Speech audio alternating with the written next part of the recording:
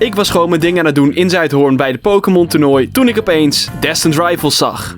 En nu spelen we Elevit nummer 52. We hebben 2 pakjes Destined Rivals en ik hoop natuurlijk hier op een SIR. We gaan natuurlijk gewoon voor een pool. We hopen geen L vandaag, want ja, dat zou jammer zijn. Ja, aangezien ik dus nu meedoe aan toernooien, vraag ik me af, hoeveel van jullie spelen eigenlijk de TCG?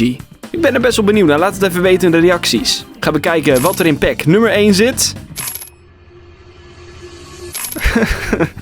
Ja, oké, dat is wel treurig. Maar we hebben nog pack nummer 2 liggen, dus wie weet wat er in pack nummer 2 kan zitten.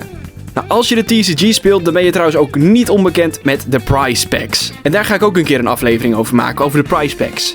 Want nu ik de TCG speel, vind ik het alleen maar leuk dat die dingen er zijn en dat je ze gewoon gratis kan krijgen als je meedoet in dit soort toernooien. Oké, ik stop nu met jeppen, we gaan gewoon kijken wat er verder nog in deze pack zit. Je moeder!